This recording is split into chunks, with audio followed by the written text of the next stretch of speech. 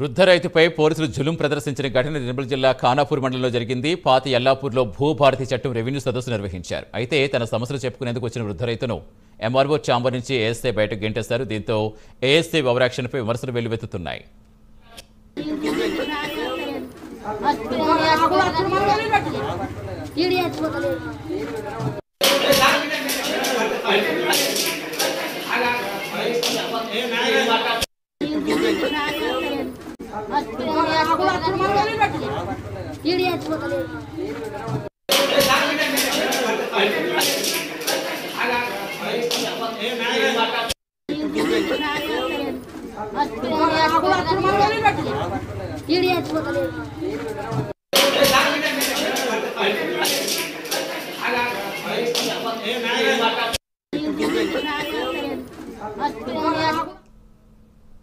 వృద్ధ రైతుపై పోలీసులు జులుం ప్రదర్శించిన ఘటన నిర్మల్ జిల్లా ఖానాపూర్ మండలంలో జరిగింది.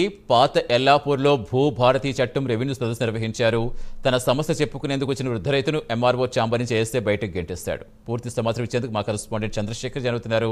చంద్రశేఖర్, అంత కర్కశంగా ఎలా ప్రవర్తించాడు? ఇప్పుడు ఏదైనా గ్రామంలో పరిష్కారం కాకపోతేనే కదా ఎంఆర్ఓ వరకు వెళ్ళేది.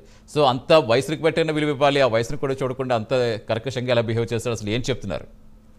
Okay, thank you Satish. ఏదైతే ఖానాపూర్ మండలం పాత ఎల్లాపూర్ వద్ద అయితే ఒక వృద్ధ రైతును అయితే ఏఎస్ఐ అమానుషమైన ఘటన చోటు చేసుకున్నది. అతన్ని ఎంఆర్ఓ ఛాంబర్ కు వెళ్లకుండా అతన్ని అక్కడి నుంచి ఈడ్చుకొని వచ్చిన దృశ్యాలు అయితే మనం ప్రస్తుతానికి చూస్తున్నాం.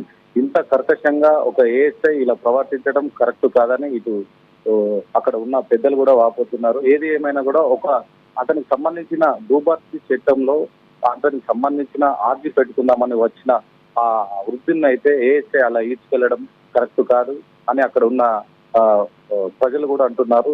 ఒక ఫ్రెండ్లీ పోలీసింగ్ వ్యవస్థ ఉండి కూడా ఇలా చేయడం, కనీసం ఆ వృద్ధునికి ఇలా చేయడం అయితే కరెక్ట్ కాదని కూడా వాళ్ళు అక్కడ అంటున్నారు. ఏది ఏమైనా కూడా ఇలాంటి సంఘటనలు జరగడం చాలా బాధాకరం. దీనికి సంబంధించి ఇటు నిర్మల్ ఎస్పీ జానకి శర్మల కూడా సీరియస్ అయినట్టు సమాచారం. దీనికి సంబంధించి ఏదైనా కూడా ఏఎస్ఐకి తీసుకొని వచ్చి అతనికి చార్జ్ మెమో ఇవ్వాలని అయితే ఇటు నిర్మల్ ఎస్పీ జానకి శర్మల కూడా చెప్పడం జరిగింది. ఏదేమైనా కూడా ఒక వృద్ధుల్ని ఇలా ఈడ్చుకు వెళ్ళడం కరెక్ట్ కాదని కూడా ఇటు పోలీసు కూడా అంటున్నారు. ఏదేమైనా ఇలాంటి సంఘటనలు జరగడం చాలా ప్రమాదకరం.